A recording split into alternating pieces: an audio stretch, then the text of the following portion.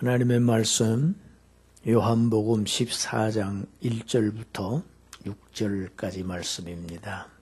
1절부터 6절까지 말씀을 합독합니다. 너희는 마음에 근심하지 말라. 하나님을 믿으니 또 나를 믿으라. 내 아버지 집에 거할 곳이 많도다. 그렇지 않으면 너희에게 일렀으리라. 내가 너희를 위하여 거처를 예비하러 가노니 가서 너희를 위하여 거처를 예비하면 내가 다시 와서 너희를 내게로 영접하여 나 있는 곳에 너희도 있게 하리라. 내가 어디로 가는지 그 길을 너희가 아느니라. 도마가 이르되 주여 주께서 어디로 가시는지 우리가 알지 못하거늘 그 길을 어찌 알겠사옵나이까. 예수께서 이르시되 내가 곧 길이요 진리요 생명이니 나로 말미암지 않고는 아버지께로 올 자가 없느니라. 아멘.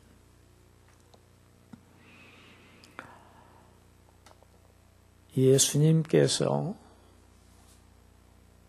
내가 너희를 떠나갈 것이다. 내가 죽을 것이다. 내가 죽는데 너희 중에 한 사람은 나를 배반할 것이다. 뿐만 아니라 가장 앞장서 왔던 베드로마저도 3번씩이나 나를 부인할 것이다. 너희 모두가 다 나를 떠날 것이다. 이 말씀을 들은 제자들은 불안했습니다. 당황했습니다. 그리고 낙담했습니다. 우리가 모든 것을 다 버리고 주님을 쫓은 지 3년인데 주님이 떠나가시고 죽고 우리는 다 흩어지고 완전히 무위로 아무것도 없는 상태로 공허하게 끝나고 마는 것인가? 지금 그렇게 불안해하고 어쩔 줄 몰라 하고 있는 제자들에게 예수님께서 하신 말씀이 너희는 마음에 근심하지 말랍니다. 그들은 지금 근심하고 있는데 근심하지 말랍니다.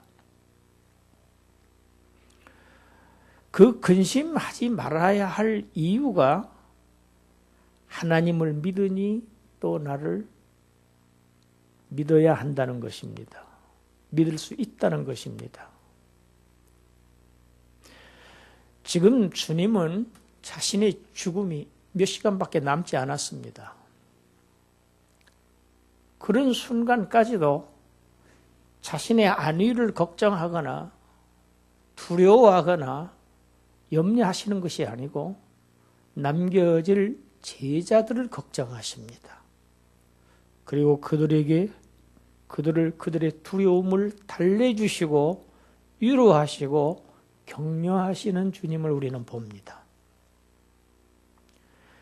우리는 이런 곳에서 힘을 얻습니다. 위안을 받습니다. 신자들이 근심하는 것은 믿음과 관련이 있습니다. 지금 제자들에게 부족한 믿음이 무엇입니까? 아버지와 아들을 연결시킬 수 있는 믿음이 없는 것입니다.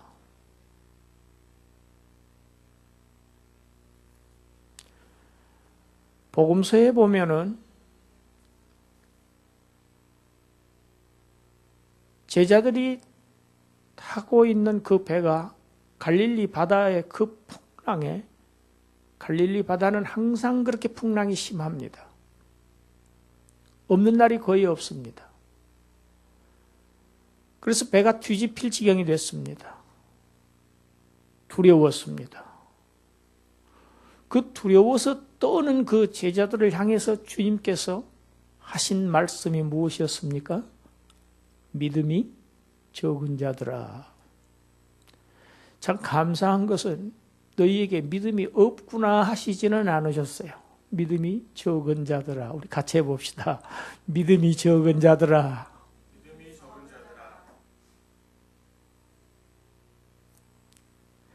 비록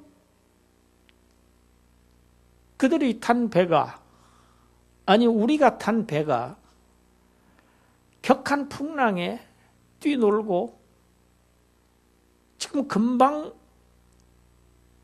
이 바닥을 알 수 없는 이 바다에서 그냥 침몰하고 뒤집어질 것만 같은 그런 상황일지라도 그들이 알았어야 할 것, 우리가 알아야 할 것, 그것은 내가 타고 있는 이 배 안에 주님께서 함께 계신다는 사실입니다. 할렐루야. 주님은 주무시고 계세요.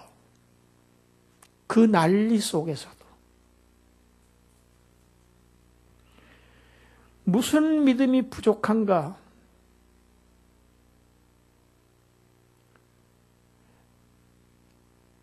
하나님을 믿는다고 하면은, 아버지를 믿는다고 하면은 아들을 믿어야 합니다.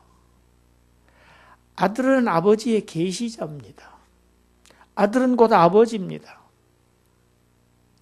예수님이 그들과 함께 계신다고 하는 것은 하나님께서 그들과 함께 하신다는 것입니다. 할렐루야. 이것이 예수를 믿는다는 의미입니다.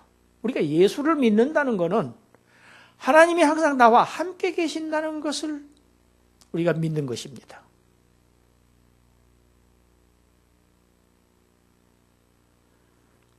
하나님이 항상 나와 함께 계신다고 하면 무엇이 근심할 것이 있겠습니까? 무엇이 두려울 것이 있겠습니까? 겁 없지요. 무서움을 모를 것입니다. 제자들의 믿음을 독려하신 주님께서 계속해서 말씀하십니다. 내 아버지 집에 거할 곳이 많도다. 내가 너희를 위하여 거처를 예비하러 가노니 가서 거처를 예비하면 다시 와서 같이 합시다. 너희를 내게로 영접하여. 이상하지 않습니까? 주님은 영접을 받으셔야 할 뿐인데 영접하신다는 겁니다. 제자들을, 우리들을. 내가 너희를 내게로 영접해서 같이 합시다. 나 있는 곳에 너희도 있게 하리라. 오늘 본문의 제목입니다. 나 있는 곳에 너희도 있게 하리라. 내 아버지 집이라고 표현하고 계십니다. 예수님께서. 아들은 아버지 집에 거하지요. 아들은 아버지 집에서 삽니다. 아버지의 집이 아들의 집입니다. 아들의 집은 아버지의 집입니다. 그 아들이 거하는 그 아버지의 집에 자기 백성들의 거처를 삼으시 주시겠다는 겁니다. 그곳을 거처로 삼으시기 위해서 지금 예비하러, 준비하러 가신다.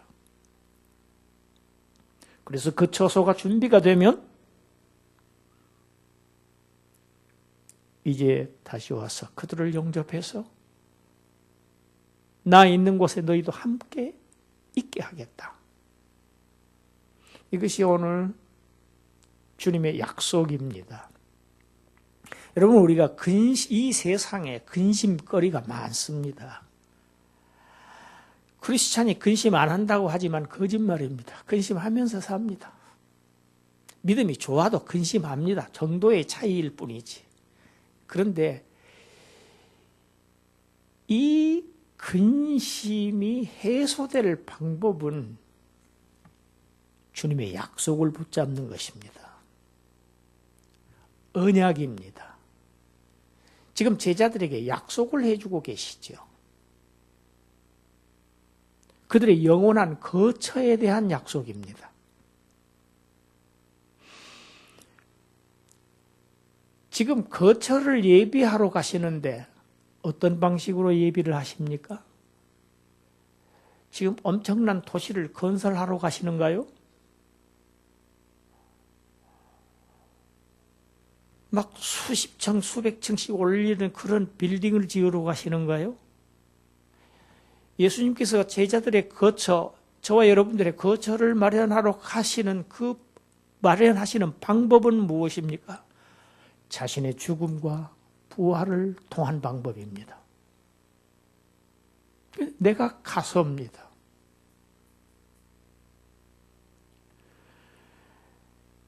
주님께서 생명으로 인도하는 문은 좁은 문이라고 하셨어요. 그 문은 비록 좁아서 사람들이 들어가기를 좋아하지 않고, 그러면 지극히 적은 숫자가 들어갈 것이다, 우리는 그렇게 생각하기 쉽지만, 창세기 22장이나 요한계시록 7장이나 보면은 하나님의 백성들은 하늘의 별들, 바닷가의 모래처럼 많은 무리들입니다. 계시록 7장 9절에 보면은 능히 셀 수 없는 큰 무리들입니다. 그래서 오늘 본문에 내 아버지 집에 거할 곳이 많도다 이렇게 말씀하신 것입니다. 그 수많은 백성들이 아버지의 집에 거할 수 있다는 것입니다. 킹 제임스 버전은 이 거할 곳을 맨션으로 번역해 놓았습니다. 오해의 소지가 있는 번역입니다.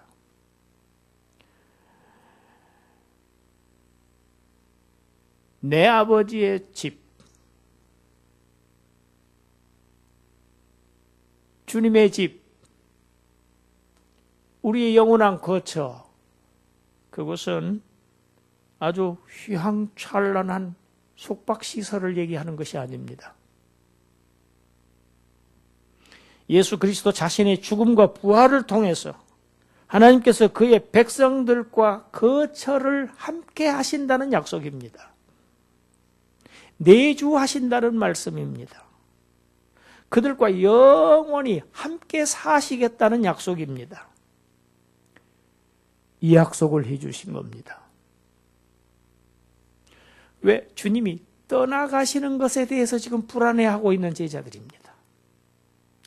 내가 떠나는 것은 지금 영원히 너희와 떠나지 않고 함께 있기 위해서 내가 그 길을 걸어가는 그 떠나감이라는 것입니다. 창세기를 보면 최초에는 사람의 거처가 곧 하나님의 거처였습니다. 함께 거했습니다. 하나님이 인간과 함께 계셨습니다. 거기에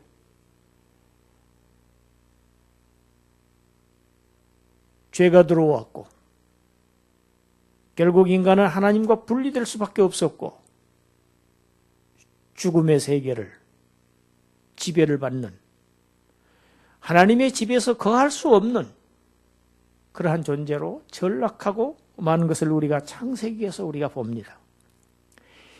이제 그 하나님께서 약속하신 그 여자의 후손으로 오신 하나님의 아들이 예수께서 자신의 죽음을 통해서 이제 죽음의 세력을 잡은 그 마귀를 멸하심으로 인해서 죄를 없애하심으로 인해서 이제 그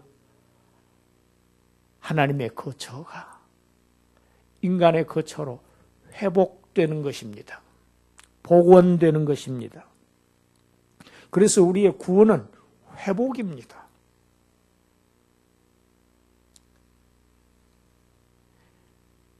이렇게 말씀하시자. 이렇게 말씀하시고 주님이 한마디를 더 붙이십니다. 내가 어디로 가는지 그 길을 너희가 아느니라.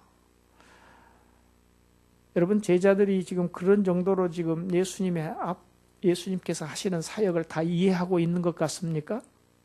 그렇지 않습니다.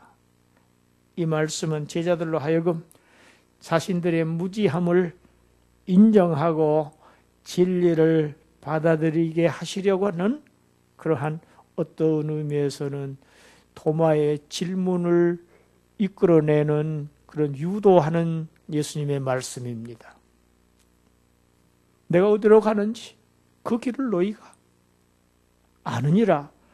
그 말씀이 떨어지자마자 도마가 질문을 하지요. 우리는 주님께서 어디로 가시는지도 모르고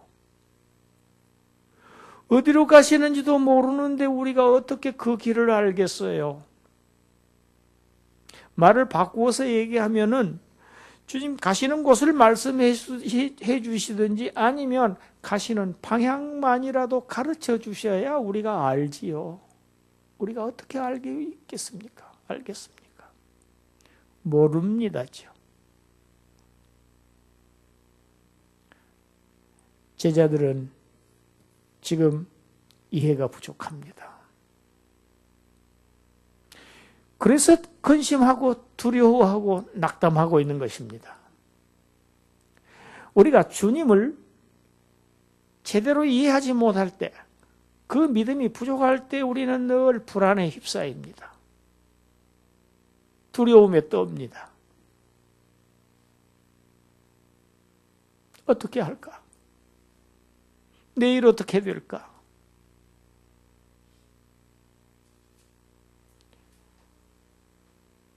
그들에게 주님 얘기하십니다. 그 길이라도 가르쳐 주셔야죠. 목적지를 가르쳐 주시든지 가는 방향만이라도 가르쳐 주시면 우리가 짐작이라도 하지 않겠어요. 유명한 말씀이지요. 요한복음에 7번 반복되는 나는 무엇이다. 6번째 말씀입니다. 내가 곧 길이요 진리요 생명이니 나로 말미암지 않고는 아버지께로 올 자가 없느니라. 내가 길이다, 진리다, 생명이다. 여러분 기억나시죠? 요한복음 1장 51절에서 예수님께서 자신을 하늘과 땅을 연결하는 사닥다리에 비유하신 대목이 나옵니다. 예수님은 사닥다리입니다. 하늘로 올라갈 수 있는 길입니다. 하나님 아버지께로 올라갈 수 있는 길이에요. 하늘에서 내려왔습니다. 그분이. 그래서 우리가 땅에서 하늘로 올라갈 수 있습니다. 얼마 전에 불행한 일들이 연속해서 일어났습니다. 제천에서 그 목욕탕 참사가 일어났죠. 화재가 일어났고 또 얼마 안 돼서 밀양 세종병원 그 병원에서 대형 화재가 일어났습니다. 연기로 가득 찬 건물 안에서 출구를 찾지 못하고 방황하다가 수많은 사람들이 죽음을 맞이했습니다. 비참한 마지막을. 불난 건물 안에서 길을 잃고 이리저리 방황하다가 숨이 막혀서 쓰러져서 죽는 사람들. 이 세종병원에는 자신의 힘으로는 움직이지도 못해서 화염 속에서 죽음을 당한 환자들이 많이 나왔습니다. 여러분, 이 세상은 꼭 이런 모습입니다. 불난 집입니다. 이 세상 사람들은 그 속에서 길을 잃고 허둥대는 사람들이 비유할 수 있습니다. 사람은 스스로 하나님을 찾아갈 수 있는 지혜를 잃어버렸습니다. 죄 때문에. 방황하다가 결국은 죽고 마는 존재로 전락하고 말았습니다. 그런데 이제 길이 열렸다는 얘기입니다. 내가 곧 길이요. 다른 데 길이 있는 게 아니야. 내가 곧 길이요. 여러분, 우리 히브리서 10장 한번 읽어보겠습니다. 히브리서 10장 19절 20절 읽습니다.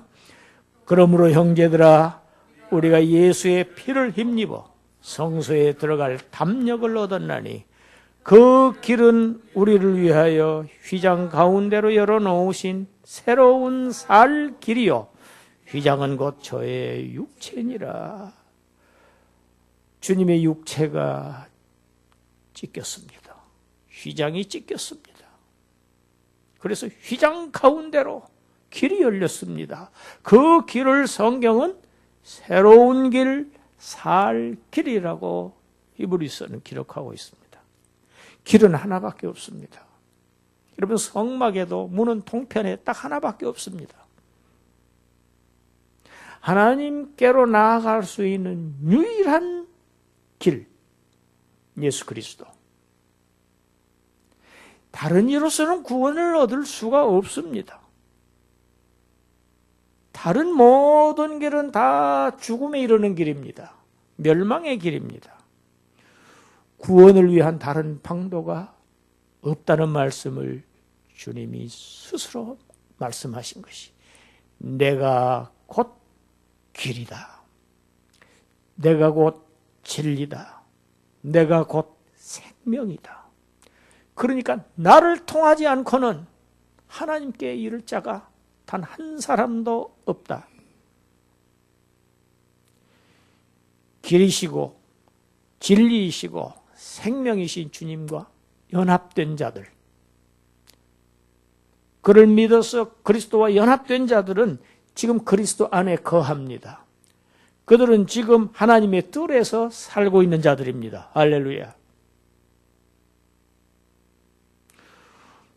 우리의 처소는 주님의 죽음과 부활로 준비되었습니다. 그 처소에 이끌기 위해서 지금 성령께서, 하나님의 성령께서, 삼위 하나님께서 이 땅에 오셔서 우리를 지금 인도해 가고 계십니다. 오늘도 이 시간에도 이 말씀을 통해서 하나님의 성령께서, 예수 그리스도께서 준비해 놓으신 그 길을 따라가려고 우리의 손을 붙잡고 격려하며 힘을 주시며 용기를 주시고 깨우치시고 훈계하시고 우리와 함께하고 계십니다. 그분이 임마누엘 하나님이십니다. 너희를 내게로 영접하여 나 있는 곳에 너희도 있게 하리라. 얼마나 벅찬 희망의 메시지인지 알 수 없습니다. 요한계시록 저 끝부분 21장 3절 4절 우리 함께 읽습니다. 내가 들으니 보좌에서 큰 음성이 나서 이르되, 보라, 하나님의 장막이 사람들과 함께 있으되 하나님이 그들과 함께 계시리니 그들은 하나님의 백성이 되고 하나님은 친히 그들과 함께 계셔서 모든 눈물을 그 눈에서 닦아주시니 다시는 사망이 없고 애통하는 것이나 곡하는 것이나 아픈 것이 다시 있지 아니하리니 처음 것들이 다 지나갔음이라. 할렐루야. 하나님의 장막이 사람들과 함께 있다. 하나님이 그들과 함께 계시리니 그들은 하나님의 백성이 되고 하나님은 친히 그들과 함께 계신다. 영원히 함께 계신다.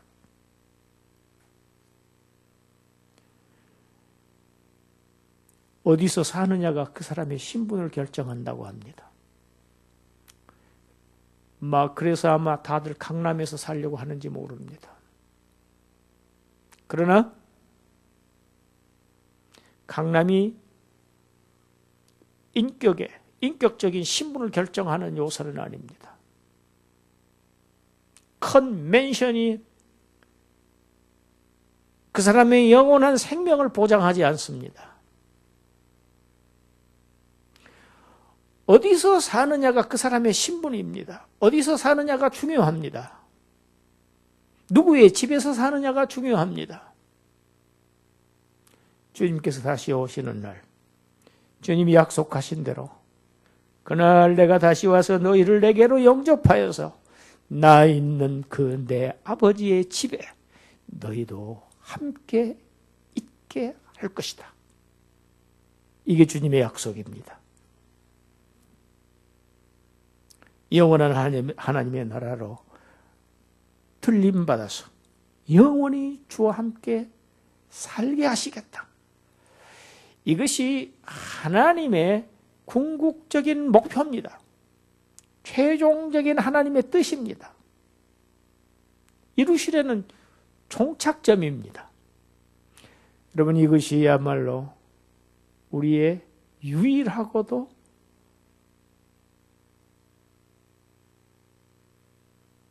최대 우리의 소망입니다.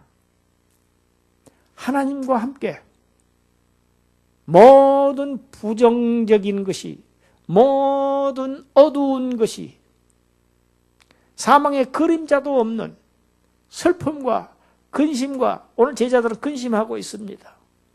두려움과 걱정과 모든 이런 요소들은 죄로 인한 사망으로부터 연유한 것들입니다. 이 사망의 요소들이 완전히 제거된